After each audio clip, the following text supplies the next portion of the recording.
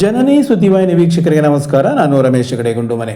ಹೀಗೊಂದು ಮದುವೆ ಮನೆಯ ಅನೇಕ ಆದರ್ಶಕ್ಕೆ ಸಾಕ್ಷಿ ಆಯಿತು ದಕ್ಷಿಣ ಕನ್ನಡದ ಚೊಕ್ಕಾಡಿ ದೇಸಿ ಭವನ. ವಿಶೇಷದೊಂದಿಗೆ ಸುದ್ದಿ ಸಾಗರ ಜಾನಪದ ಪರಿಷತ್ತಿನ ಕಾರ್ಯಕ್ರಮದಲ್ಲಿ ಕಾಂತಾರ ಗಾಯಕ ವೆಂಕಟೇಶ್ ಮಾತು ಗಾಯನ. ಕರ್ನಾಟಕ ರೈತ ಸಂಘದಿಂದ ತ್ಯಾಗರ್ತಿಯಲ್ಲಿ ಬೃಹತ್ ರೈತ ಸಂಘಟನಾ. ಹವ್ಯಕ ಮಹಾಮಂಡಲದ ಅಧ್ಯಕ್ಷ ಹರಿಪ್ರಸಾದ್ ಪೆರಿಯಪ್ಪು ಮತ್ತು ಶೈಲಜಾ ದಂಪತಿಯ ಪುತ್ರಿ ಜನನಿ ಇವರ ವಿವಾಹ ಮಹೋತ್ಸವ ಸೋಮವಾರ ಸುಳ್ಯ ತಾಲೂಕಿನ ಚೊಕ್ಕಾಡಿ ಶ್ರೀರಾಮ ದೇವಾಲಯದ ದೇಸಿ ಭವನದಲ್ಲಿ ಹವ್ಯಕ ಸಂಪ್ರದಾಯದಂತೆ ನಡೆಯಿತು. ಜನನಿಯವರು ಈಶ್ವರ ಮಂಗಲದ ಸೌಮ್ಯ ಮತ್ತು ಕೃಷ್ಣ ಪ್ರಶಾಂತ್ ಅವರ ಪುತ್ರ ಕೃಷಿಕ ಆದಿತ್ಯ ಕೃಷ್ಣ ಅವರನ್ನು ವರಿಸಿದರು. ಈ ಮದುವೆಯ ಅನೇಕ ಸಂಗತಿಗಳು ಸಮಾಜಕ್ಕೆ ಆದರ್ಶಗಳನ್ನು ತೋರಿಸಿದೆ. ಈ ಹಿನ್ನೆಲೆಯಲ್ಲಿ ಜನನಿ ಸುದ್ದಿವಾಹಿನಿ ಈ ಕುರಿತ ವಿಶೇಷವನ್ನು ನಿಮ್ಮ ಮುಂದೆ ಹಂಚಿಕೊಳ್ಳುತ್ತಿದೆ. ಆಧುನಿಕ ಜಗತ್ತಿನ ಈ ಕಾಲಘಟ್ಟದಲ್ಲಿ ಇಂದಿನ ಹೆಣ್ಣು ಮಕ್ಕಳು ಮನೆಯಲ್ಲಿರುವ ಕೃಷಿಕರನ್ನು ಮದುವೆಯಾಗುವುದಕ್ಕೆ ಒಪ್ಪುವುದಿಲ್ಲ. ಉದ್ಯೋಗದಲ್ಲಿರಬೇಕು ಮತ್ತು ಪಟ್ಟಣದ ವಾಸಿಯಾಗಿರಬೇಕು ಎನ್ನುತ್ತಾರೆ ಎನ್ನುವುದು ಸಾಮಾನ್ಯದ ಮಾತು. ಆದರೆ ಅದಕ್ಕೆ ಅಪವಾದ ಎನ್ನುವ ರೀತಿಯಲ್ಲಿ ಜನನಿ ತನ್ನ ತಂದೆ ತಾಯಿ ನೋಡಿದ ಮತ್ತು ತನ್ನ ಸಹೋದರ ಒಪ್ಪಿ ಹೇಳಿದ ಕೃಷಿಕ ಆದಿತ್ಯ ಕೃಷ್ಣ ಅವರನ್ನು ಸಂತೋಷದಿಂದ ವಿವಾಹ ಆಗುವ ಮೂಲಕ ಭಾರತ ಕೃಷಿ ಪ್ರಧಾನವಾದದ್ದು, ನಾವು ಅವರನ್ನು ಗೌರವಿಸಬೇಕು ಎನ್ನುವ ಬರೀ ಬಾಯಿ ಮಾತುಗಳಲ್ಲದೆ ಕೃತಿಯಲ್ಲಿಯೂ ತೋರುವ ಮೂಲಕ ಅನೇಕ ಯುವತಿಯರಿಗೆ ಆದರ್ಶಲಾಗಿದ್ದಾಳೆ. ಹಾಗಾಗಿ ಜನನಿ ಮತ್ತು ಆಕೆಯ ಹೆತ್ತವರನ್ನು ಅಭಿನಂದಿಸಲೇಬೇಕು. ನಾವು ಕಂಡ ಎರಡನೆಯ ವಿಶೇಷ. ಈಗ ನೀವು ನೋಡುತ್ತಿರುವ ಈ ವಿಡಿಯೋ ಚಿತ್ರ ಮದುವೆಯ ಮುನ್ನಾ ದಿನದ ಸಂಜೆಯ ದೃಶ್ಯ. ಮದುವೆಯ ದಿನ ಅಡುಗೆಗೆ ಬೇಕಾದ ತರಕಾರಿ ಕೊಚ್ಚುವುದರಲ್ಲಿ ಏಕಕಾಲಕ್ಕೆ ನೂರಾರು ಜನ ಕುಳಿತು ಸಿದ್ಧತೆಯಲ್ಲಿ ತೊಡಗಿದ್ದಾರೆ. ಇದೇನು ವಿಶೇಷ ಎನ್ನಬಹುದು, ಆದರೆ ಇಲ್ಲಿಯೇ ಇರುವುದು ವಿಶೇಷ. ನೀವು ಇವರನ್ನು ಬಾಣಿಸಿಗರು ಎಂದು ಭಾವಿಸಿದರೆ ಅದು 100ಕ್ಕೆ 100 ತಪ್ಪು. ಇಲ್ಲಿ ತರಕಾರಿ ಹೆಚ್ಚುತ್ತಿರುವವರಲ್ಲಿ ಖ್ಯಾತ ವೈದ್ಯರಿದ್ದಾರೆ, ಕೋಟ್ಯಾಂತರ ರೂಪಾಯಿ ವ್ಯವಹಾರ ನಡೆಸುವ ಉದ್ಯಮಿಗಳಿದ್ದಾರೆ, ಸಾಫ್ಟ್ವೇರ್ ಉದ್ಯೋಗಿಗಳಿದ್ದಾರೆ, ಪ್ರಗತಿಪರ ಕೃಷಿಕರಿದ್ದಾರೆ, ಶಿಕ್ಷಕರು ಸೇರಿದಂತೆ ಸರ್ಕಾರಿ ಉದ್ಯೋಗದಲ್ಲಿರುವವರು ಅನೇಕರಿದ್ದಾರೆ. ದೊಡ್ಡಸ್ತಿಗೆ ಗತ್ತು ಎಂಬುದಿಲ್ಲದೆ ಒಂದು ಕುಟುಂಬದ ಮಂಗಲ ಕಾರ್ಯಕ್ಕೆ ಸಹಕರಿಸುವ ಸಹಕಾರದ ಗುಣದ ವಿಶೇಷ ಇಲ್ಲಿ ಇಂದಿಗೂ ಜೀವಂತವಿದೆ ಎನ್ನುವುದನ್ನು ತೋರಿಸುತ್ತಾ ಇದೆ.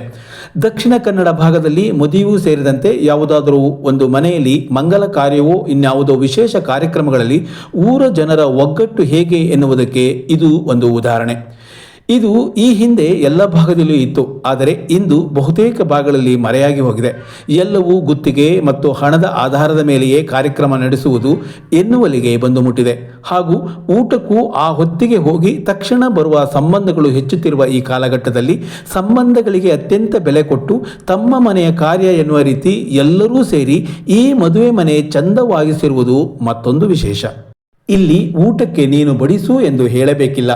ಊರ ಕಾರ್ಯಕ್ರಮದಲ್ಲಿ ಅವರವರ ಜವಾಬ್ದಾರಿ ಇಂದಿಗೂ ಮರೆತಿಲ್ಲ. ಇನ್ನು ಆಧುನಿಕತೆಯ ಭರಾಟೆಗೆ ಮನಸೋತಿರುವ ಇಂದಿನ ಜನಾಂಗ ವಿವಾಹಗಳಲ್ಲಿ ಆಡಂಬರ ತೋರಿಸುವುದು ಮಾತ್ರವೇ ವಿವಾಹ ಎಂದು ಭಾವಿಸಿರುವುದು ಮತ್ತು ಅದೇ ಹೆಚ್ಚುಗಾರಿಕೆ ಎನ್ನುವ ರೀತಿ ನಡೆದುಕೊಳ್ಳುತ್ತಿರುವುದನ್ನು ಕಾಣುತ್ತಿದ್ದೇವೆ. ಆದರೆ ತಮ್ಮ ಮಕ್ಕಳಿಗೆ ಹಿರಿಯರ ಆಶೀರ್ವಾದ ಮುಖ್ಯ ಎನ್ನುವುದನ್ನು ಶಾಸ್ತ್ರೀಯವಾಗಿ ನಡೆಸಿರುವ ಈ ವಿವಾಹ ಕಾರ್ಯದಲ್ಲಿ ನಾವು ನೋಡಬಹುದಾಗಿತ್ತು.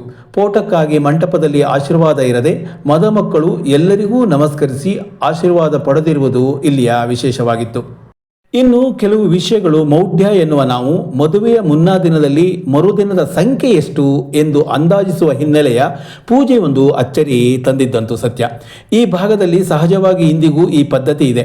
ಅಂತೆಯೇ ನೀರಿನ ಪಾತ್ರೆಯೊಂದಕ್ಕೆ ಬಾಳೆಕಾಯ ಹಲವು ಹೋಳುಗಳನ್ನು ಹಾಕಿ ಅದರಲ್ಲಿ ತೇಲುವ ಸಂಖ್ಯೆಗೆ 100 ಗುಣಕದಂತೆ ಜನರು ಸೇರಲಿದ್ದಾರೆ ಎನ್ನುವುದನ್ನು ತಿಳಿಸಿದ್ದರು. 22 ತೇಲುವ ಹೋಳುಗಳನ್ನು ಲೆಕ್ಕ ಮಾಡಿದ ನಮಗೆ ಮರುದಿನ 2200ರಷ್ಟೇ ಮಧ್ಯಾಹ್ನದ ಊಟಕ್ಕೆ ಜನರು ಆಗಮಿಸಿದ್ದನ್ನು ಗಮನಿಸಿದಾಗ ಕೆಲ ನಂಬಿಕೆಗಳು ಮೂಢನಂಬಿಕೆಗಳಲ್ಲ ಎನ್ನುವುದನ್ನು ಆಲೋಚಿಸುವಂತಾಗಿರುವ ವಿಶೇಷ ಕೂಡ ಇಲ್ಲಿತ್ತು.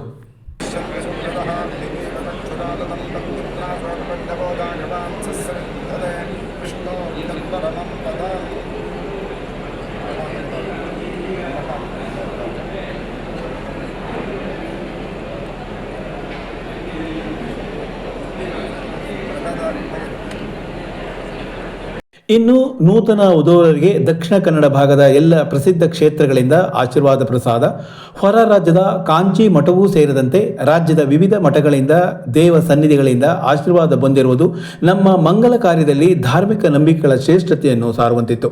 ರಾಜ್ಯದ ರಾಜಕೀಯ ನೇತಾರರು ಸೇರಿದಂತೆ ವಿವಿಧ ಕ್ಷೇತ್ರದ ಪ್ರತಿಷ್ಠಿತರ ಅನೇಕರು ಪಾಲ್ಗೊಂಡಿದ್ದ ಈ ಮದುವೆ ಮನೆಯಲ್ಲಿ ಜನಸಾಮಾನ್ಯರು ಪ್ರತಿಷ್ಠಿತರು ಎನ್ನುವ ತಾರತಮ್ಯವಿಲ್ಲದೆ ಎಲ್ಲರನ್ನೂ ಒಂದೇ ಭಾವದಿಂದ ಕಂಡಿರುವುದು ಇನ್ನೊಂದು ವಿಶೇಷ.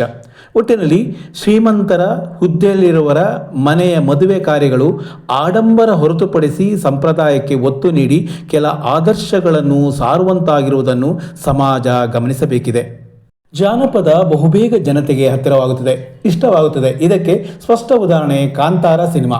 ಕಾಂತಾರ ಚಲನಚಿತ್ರ ದೃಶ್ಯ, ಸಂಪ್ರದಾಯ, ಉಡುಗೆ ತೊಡುಗೆ, ಪರಿಸರ, ಸಂಗೀತ ಎಲ್ಲದರಲ್ಲೂ ಜನಪದಕ್ಕೆ ಹತ್ತಿರವಿರುವುದರಿಂದ ಅದು ಬಹುಬೇಗ ಜನರನ್ನು ತಲುಪಲು ಸಾಧ್ಯವಾಯಿತು, ಯಶಸ್ಸಿಗೂ ಕಾರಣವಾಯಿತು. ಇಲ್ಲೂ ಕೂಡ ಜಾನಪದ ಸಂಗೀತವನ್ನು ಕೇಳಿ ತುಂಬ ಖುಷಿ ಎನಿಸಿತು.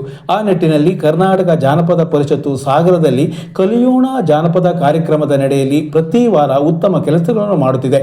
ನನಗೂ ಇದರಲ್ಲಿ ಪಾಲ್ಗೊಳ್ಳುವ ಅವಕಾಶ ಸಿಕ್ಕಿದ್ದು ಹೆಮ್ಮೆ ಎನಿಸಿದೆ ಎಂದು ಕಾಂತಾರ ಸಿನಿಮಾದ ಕರ್ಮದ ಫಲವನ್ನು ಎಂಬ ಪ್ರಸಿದ್ಧ ಗೀತೆಯ ಗಾಯಕರಾದ ವೆಂಕಟೇಶ್ ಡಿಸಿ ಹೇಳಿದರು.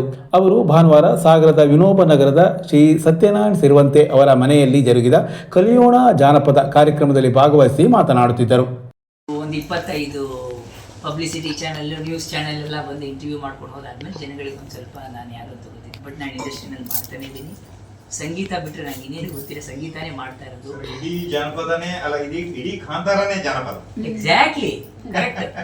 ಸೊ ಅದು ಜಾನಪದ ಇದ್ದಿದ್ರಿಂದ ಜನಗಳಿಗೆ ಒಂದು ಏನಂತ ಅನುರಣನೆ ಅಂತೀವಲ್ಲ, ರೆಸೊನೆನ್ಸ್ ಕ್ರಿಯೇಟ್ ಆಯಿತು. ಸೊ ಮಿಕ್ಕಿದೆಲ್ಲ ಬರುತ್ತೆ ಹೋಗುತ್ತೆ, ಸಿನಿಮಾಗಳು ಕಮರ್ಷಿಯಲ್ ಎಲಿಮೆಂಟ್ಸ್ ಇರುತ್ತೆ, ಒಂದೊಂದು ಮನೆಯವರೆಲ್ಲ ಸೇರಿ ನೋಡ್ಲಿಕ್ಕೂ ಆಗಲ್ಲ. ಬಟ್ ಕಾಂತಾರ ಆದರೆ ಎಲ್ಲರೂ ಕೂತು ನೋಡೋಂಗಿತ್ತು. ಅದರಲ್ಲಿ ಒಂದು ಕತೆ ಇದ್ದು. ಬಟ್ ಯಾವುದೇ ಸಿನಿಮಾ ಆದರೂ ನಾವು ಪ್ರಾಮಾಣಿಕವಾಗಿ ವರ್ಕ್ ಮಾಡ್ತೀವಿ. ಕಾಂತಾರ ಅಂತ ಬಂದಾಗ ಎಲ್ಲರೂ ಅದರಲ್ಲಿ ಏನೋ ಒಂದು ವಿಶೇಷವಾದಂಥ ಒಂದು ಎನರ್ಜಿ, ಸ್ಪಿರಿಟ್ ಇತ್ತು ನಾವೆಲ್ಲರೂ ವರ್ಕ್ ಮಾಡಿದಾಗ. ಸೊ ಅದು ಹೆಂಗೋ ತೊಗೊಂಡೋಯ್ತು ಅಷ್ಟೇ. ಎಲ್ಲದಕ್ಕೂ ಒಂದು ಕೃಪೆ ಬೇಕು, ಅದೃಷ್ಟ ಬೇಕು, ಅದು ನಮ್ಮ ಕೈಯಲ್ಲಿಲ್ಲ. ಸೊ ಮಾಡೋದು ನಮ್ಮ ಕೆಲಸ ನಾವು ಮಾಡ್ತಾ ಇದ್ದೀವಿ, ಮುಂದೆ ಹೋಗ್ತಾ ಇದೆ. ಸೊ ನಾನು ಅಂತ ಹೇಳ್ಬೋದು, ಸಾಗರದ ಅಳಿಯ ಅನ್ಬೋದು. ಬಿಕಾಸ್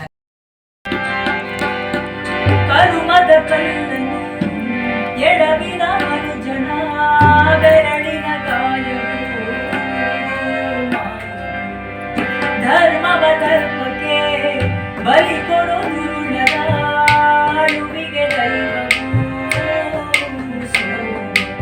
ಸಾಗರ ತಾಲೂಕಿನ ತ್ಯಾಗರ್ತಿ ಭಾಗದಲ್ಲಿ ಕರ್ನಾಟಕ ರಾಜ್ಯ ರೈತ ಸಂಘದ ನೂತನ ಸದಸ್ಯರ ಬೃಹತ್ ಸೇರ್ಪಡೆ ಕಾರ್ಯಕ್ರಮವನ್ನು ಜಿಲ್ಲಾಧ್ಯಕ್ಷ ದಿನೇಶ್ ಶಿರ್ವಾಳ ಅವರು ಉದ್ಘಾಟಿಸಿ ಮಾತನಾಡಿದರು. ಈ ಸಂದರ್ಭದಲ್ಲಿ ಜಿಲ್ಲಾ ಕಾರ್ಯಾಧ್ಯಕ್ಷ ರಮೇಶ್ ಕೆಳದಿ, ಜಿಲ್ಲಾ ಕಾರ್ಯದರ್ಶಿ ಶಿವು ಮೈಲಾರಿಕೊಪ್ಪ, ಜಿಲ್ಲಾ ಉಪಾಧ್ಯಕ್ಷ ಸುನಿಲ್ ಚೇಟ, ಸಮನ್ವಯ ಸಮಿತಿ ಅಧ್ಯಕ್ಷ ಗೋಪಾಲ್ ಗೆರೆ, ಅನಂತಪುರ ಹೋಬಳಿ ಅಧ್ಯಕ್ಷ ಚಂದ್ರು ಪೂಜಾರಿ ಸೇರಿದಂತೆ ಸಂಘಟನೆಯ ಅನೇಕ ಪ್ರಮುಖರು ಹಾಜರಿದ್ದರು. ಅನಂತಪುರ ಹೋಬಳಿಯ ಅಧ್ಯಕ್ಷರಾದಂತಹ ಚಂದ್ರು ಪೂಜಾರಿ ಅವರಿಗೆ ನಮ್ಮ ಸಂಘಟನೆಯ ಜಿಲ್ಲಾಧ್ಯಕ್ಷರಾದಂತಹ ದಿನೇಶ್ ಸರ್ ಅವರು ಸಾಲು ಹೊದಿಸಿ ಹಾರ ಹಾಕೋದ್ರ ಮೂಲಕ ಅಭಿನಂದಿಸಬೇಕಾಗಿ ಕೇಳ್ಕೊಳ್ತಾ ಇದ್ದೀನಿ.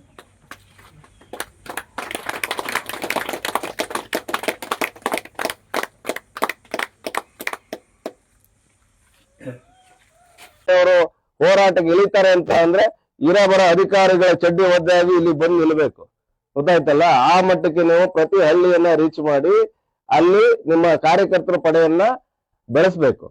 ಅಲ್ಲಿ ನೀವು ತಯಾರು ಮಾಡಿ ಹಸಿರು ಶಾಲ ಹಾಕಿ ಎಲ್ರು ನೀವು ಹೊರಟ್ರಿ ಅಂತ ಅಂದ್ರೆ ಸಾಗರಕ್ಕೆ ಹೋಗೋದು ಬೇಡ, ತ್ಯಾಗರ್ತಿಗೆ ಎಲ್ಲ ಅಧಿಕಾರಿಗಳು ಬಂದು ಕೂರೋ ಹಾಗೆ ಆಗಬೇಕು.